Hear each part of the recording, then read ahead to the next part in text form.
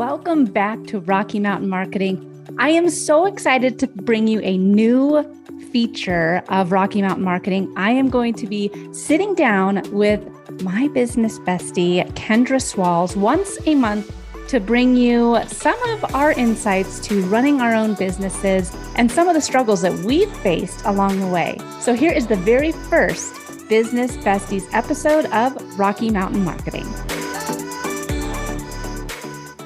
Hi, I am Katie Brinkley, and I am joined by... Hi there, I'm Kendra Swalls.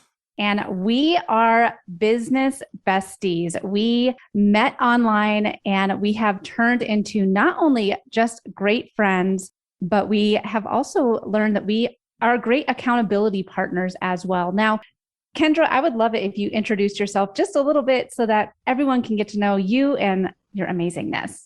Thank you. Yeah. So I am a photographer and business coach. I own Girl Means Business. I am a former teacher. I'm a mom of 2 girls. And I currently help mompreneurs to build and grow their business through relationship marketing strategies. And I also have my photography business that I run where I help women find their confidence behind or in front of the camera. I'm the one behind the camera. And yeah, I'm just kind of trying to find the balance of all of those things, plus being a mom, a wife, a friend, a daughter, all of the above. And I am a social media strategist. I have been helping personal brands, entrepreneurs, coaches with their online social media strategy for almost 18 years now. And I am a huge podcasting fan. I started my first podcast back in April of 2020. And I fell in love with it. I come from radio. That was my dream job back in college. And I landed my dream job working as the locker room reporter for the Denver Broncos and the Colorado Rockies and Colorado Avalanche right out of school. So I always wanted to get back into radio. Podcasting was my way of doing it. And I've been blessed to have Kendra on my podcast, Rocky Mountain Marketing, twice now. I have been on Kendra's podcast, Girl Means Business. And every time she and I talk, we realize that we have more in common with each other than really I ever thought was possible. She'll say something and I'll be like, yes, same. Kendra, you have 2 girls. You help coach mompreneurs, and you are also a mom. You are living the mom life. You have 2 little girls that are 8 and 5, correct? 5 and 9. 5 and 9. 5 and 9. Mine are 7 and 4. So again, we just have so much in common, and we became business besties, and it happened all online. So we are going to talk about today making friends on the internet. Mom, I'm sorry I let you down. I did make friends on the internet. I met them in real life. And Kendra, you came on out to Colorado. We've met in real life twice now. Yeah. Well, it's so funny you said that. Sorry, Mom, because when I came to visit you the second time and we did our little getaway retreat together at a steamboat, I posted, I was like, when I was younger, it was don't talk to strangers. You know, you don't get in a van with a stranger. If they offer you candy, don't talk to them. You just kind of do your own thing. And then when the internet came around, I hope that I'm not as creepy as, taking candy from a van, but no, there was no, I did get in your car, but there was no candy. So I remember when the internet came along, and AOL Messenger and all these things. And it was this kind of taboo thing of you don't meet people on the internet. I even had a friend in college, one of my dorm mates, and we made this whole big deal about the fact that she was going to go meet this guy and have a date with a guy she'd met on the internet. And we were they were going to meet at a Waffle House. I'm like, this sounds shady. You don't know, it could be a serial killer. You don't know this person. You've only chatted with them. And it was not something that you did. And I love that now, I'm yeah, I'm going to go hang out in Colorado for a few days in a cabin in the mountains with 2 people that I've never met in real life before. And it's just no big deal. Sure, that's what happens now. It's crazy. Well, the reason why we wanted to talk about this today is because after everything that happened in 2020, I think that it's the idea behind meeting somebody online and internet friendships has completely changed. I mean, the internet has changed the world in too many ways to count, but I think that the relationships and the connections that you can have and the willingness that people have to meet people that they've met online has completely changed. And like you said, the World Wide Web was a strange and mysterious place back in the 90s. And social media really has changed how we build our relationships.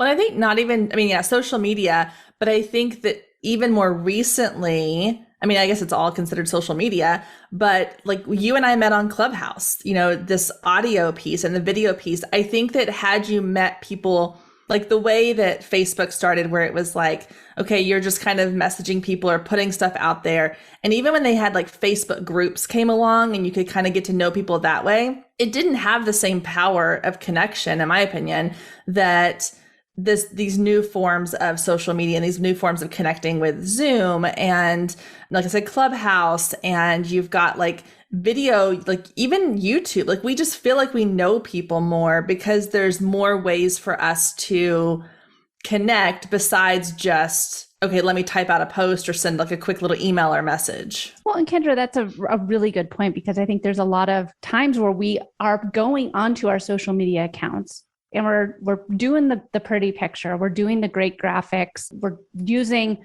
what we, at the time, the best of our capabilities to reach new audiences. But I'll be honest, I never would have done a hashtag potentially to connect with you, or I might not have ranked in the Instagram algorithm long enough for you to even see my post. And that's where I think that a lot of people are hesitant about doing Reels, doing Instagram Live, going live on LinkedIn or in Facebook groups or joining Clubhouse. But there is something magical that can happen from showing up and just talking to somebody. I know that, like you said, we met on Clubhouse and we met in a podcast connection room. And the very first time that we sat down and had that conversation, I believe it was for your podcast, it took us about 30 minutes of just talking to each other before we even hit record. And we're like, oh my gosh, me too. And me too. Yeah. Too.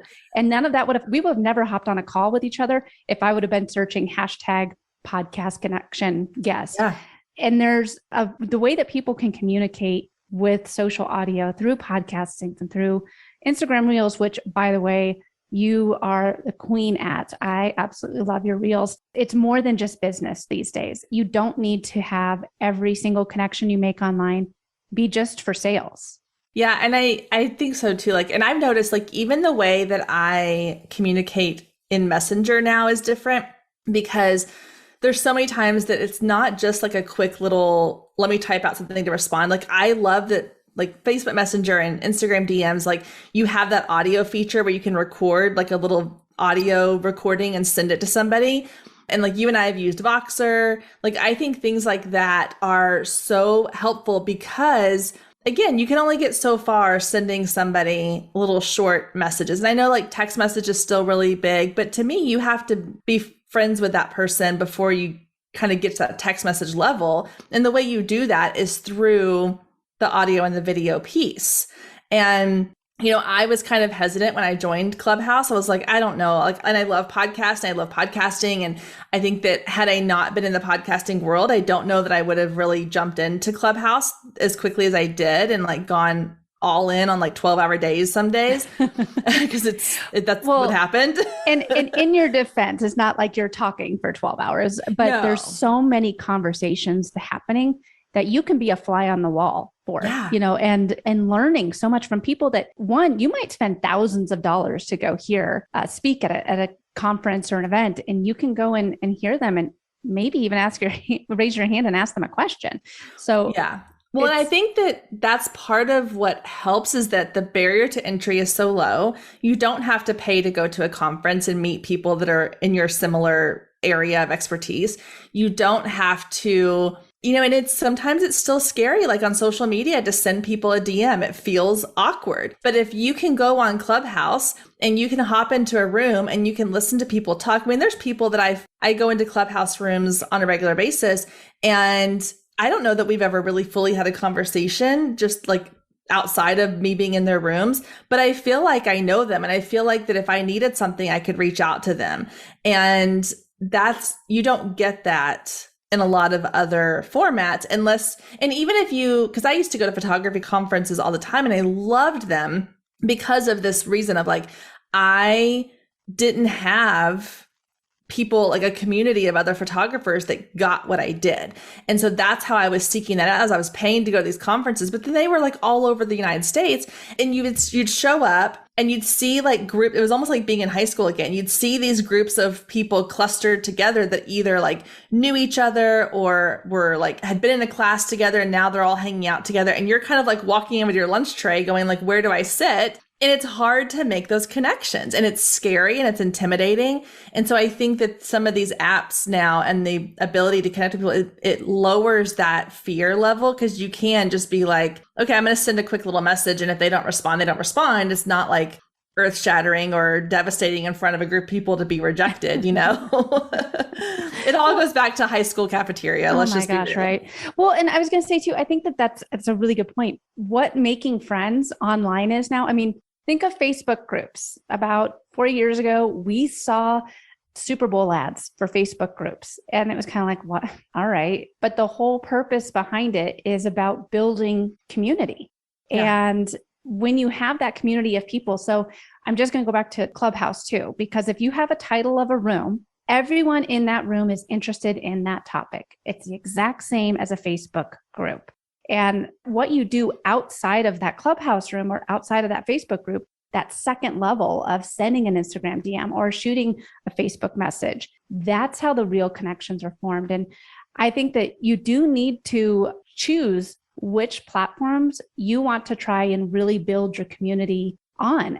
You can't be all in on LinkedIn and trying to find your community there, and also in a ton of Facebook groups and building your community there, and then hosting a ton of, that's a full-time job. Talk about 12-hour days. And so I think that choose the platforms where you're building your community, that have the community members that you really care about. For you and me, I think it is both Clubhouse and Instagram. That's really how I have built and grown and formed some incredible relationships. Yeah.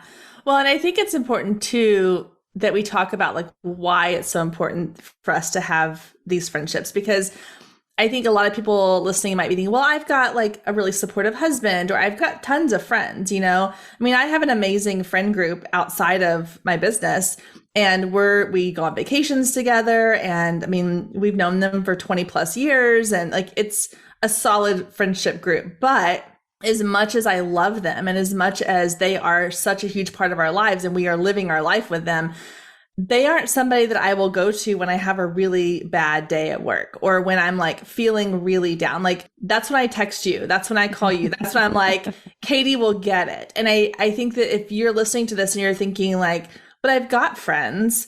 Okay, that's great. But do you have friends that you can talk to about your business? Do you have coworkers? I kind of think of it like having coworkers. You know, I went from teaching in an elementary school where there were 30 to 50 other women surrounding me on a daily basis that I could go to, and like just on my conference period, be like, hey, can I just come in and chat with you? Because I need to have conversation about someone who gets this. And when you leave that environment and you now are like sitting in an office by yourself, you know, like I see you're sitting in your office right now, and like you don't have like a team of people in there with you. I'm in my home office by myself all day, most of the day, you know, and it gets exhausting and tiring and lonely. And you need people that you can go to who are going to talk you off the ledge when they need to talk you off the ledge, who are going to cheer for you and like celebrate with you when something happens, but that also just will check in on you. Like, I know there's been times where like I kind of go radio silent on social media, and you'll message me and be like, hey, I haven't seen you. Are you okay? Like, what's going on? You know? And I need that, because if not, I will go into my shell and I'll just like hide from the world.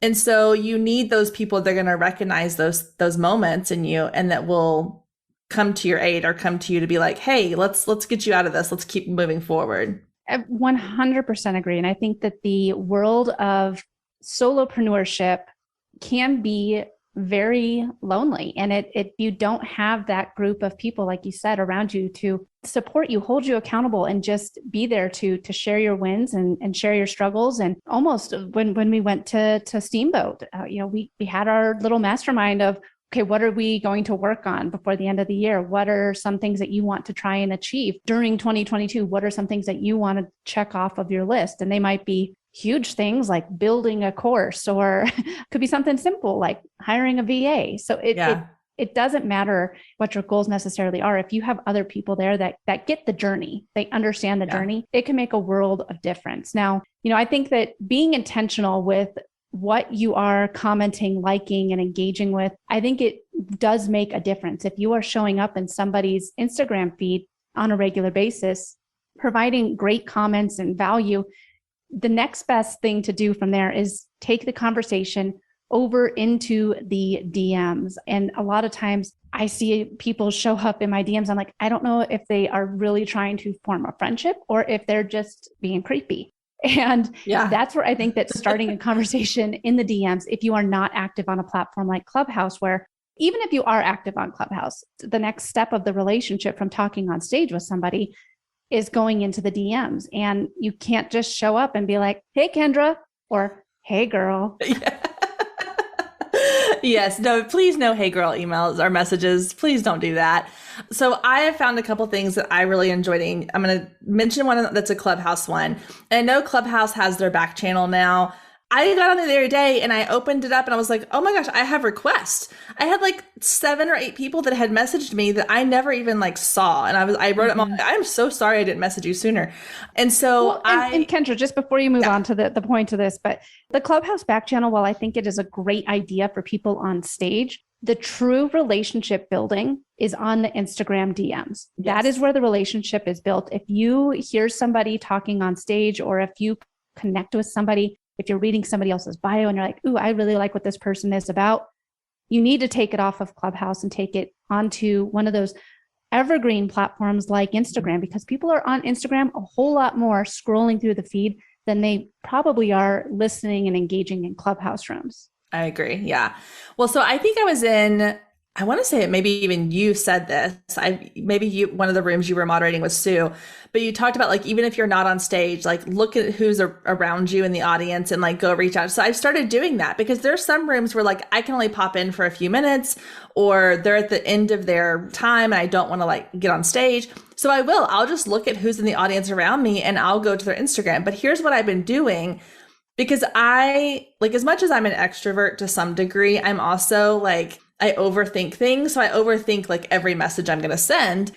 And so what I've done that feels a little less intimidating is I go into their stories, their Instagram stories. And if they've posted a story that I can somehow respond to, that puts me in their DMs. And now it's not just me going in and being like, hey girl, want to be friends? Because that's kind of creepy. It's more like me being like, hey, I'm reacting to something that you have shared, but it's different than commenting on their post. Because when you comment, it's just kind of okay, they get notified, someone commented, they might comment back.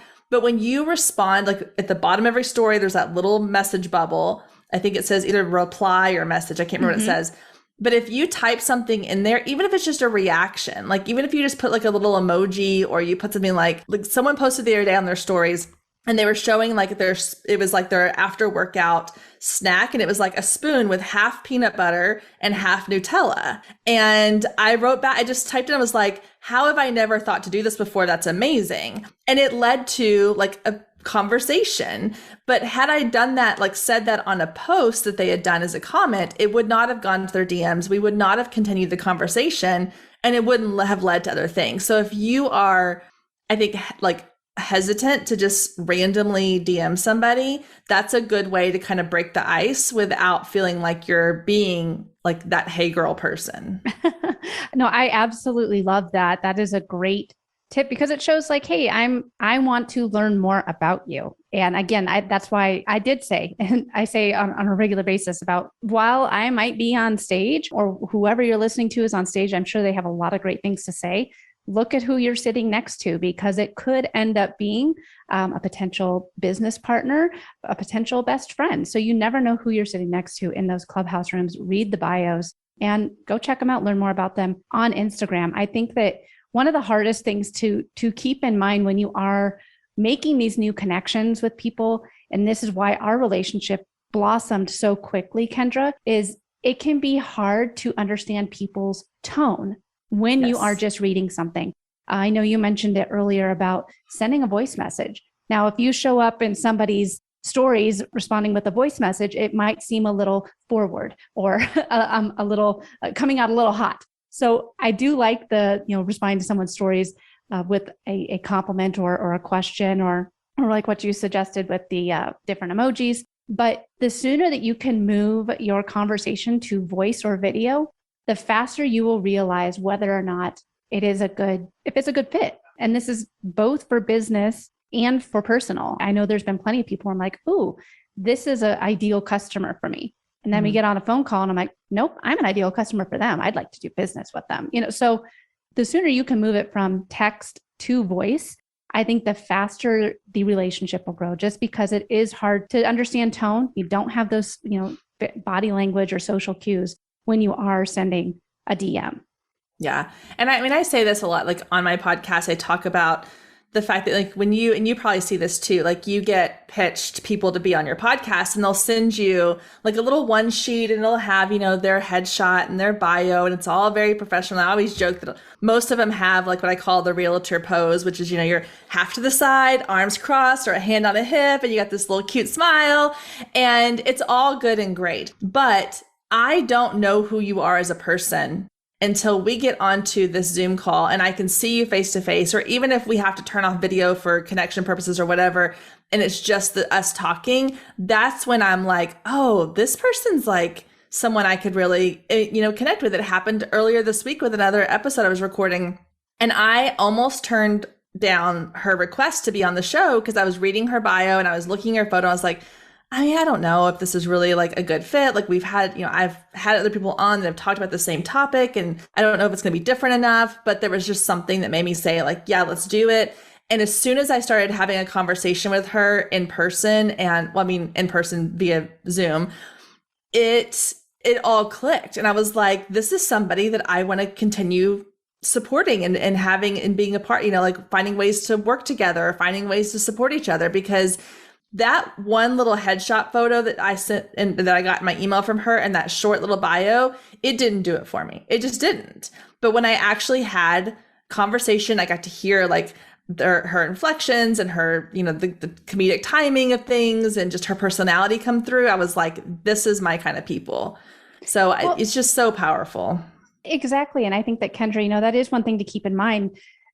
It's just like real life. Internet friends are just like real life friends. There's going to be people out there that are your people and people out there that it's nothing against you or them. They're just not the right fit. And you will find as you go through these relationships, who are your people. And I think that it's best to do yourself a favor to try and find those friendships and relationships that help you grow, feel good about yourself, and inspire you. So if you can find people, like I've met people on the internet that are 2-3 steps ahead of me, and it's just nice to have them in my network, not to say come and give me business coaching, necessarily, right, but just to see what they're doing and say like, hey, have you noticed XYZ? Have you noticed your Instagram reach going down? Have you noticed a massive drop in followers? And yeah, actually, I lost 600 followers one day. It looks like, Instagram's probably doing a sweep of bots. And it's like, oh, okay, good. It's not just me. So yeah, it's great to surround yourself with people that help you grow, inspire you, and provide value in your life that, just like you would in real life. Yeah.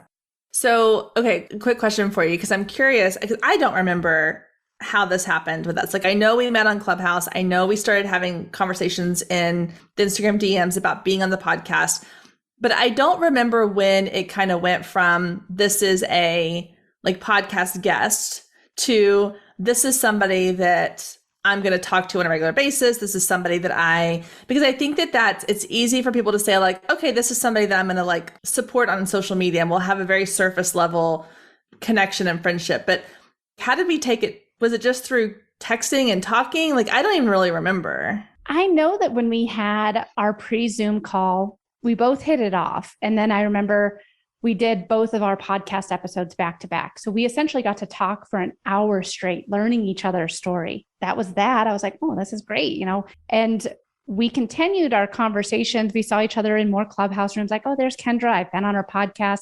What more do you have to say? So we continued hearing each other speak. And then before your podcast episode came out with me, as the guest on, we did a reel together. And in that reel, we kind of were talking about ideas, and we again realized how much we have in common. And obviously we've only hung out in real life twice. So we are continuing to learn more about each other and each other's pasts. But it is one of those things where the more you talk to somebody, even if it is for 10 minutes here, 10 minutes there, the power of audio is everything. And I think that in a world where, and I'll be the first to say this, my mom calls me, I will send her a text message back. It is just easier. And one of the things we all learned in 2020 is how much the power of voice really gives us that connection feeling, can really drive our relationships forward at lightning speed. Yeah. No, I agree. I think that if anyone's listening to us thinking like, okay, yeah, I want this. I want to make a point in the next year to like make connections and build a network of people, because it's lonely, and maybe you just don't know anybody in your industry, or you need people outside of your industry because everyone in industry feels competitive. I think that reaching out, and then just, in my opinion, there's no blueprint to follow as far as like, okay, you've sent the DM, you're starting to have this conversation. Like there is no necessarily like right next step. The right next step is just find those connection points and build on those a little bit at a time. Because I think like you and I connected on the fact that like we both have daughters about the same age, and we both, I don't even remember there's so many things. Have podcasts, and we both Enneagram 7s. The list goes on. Yeah. Well, I can remember like being in this is great recently, but when we were in Steamboat, and like there's still moments where like we were talking about something and we literally said the exact same thing at the exact same time at the most random topic.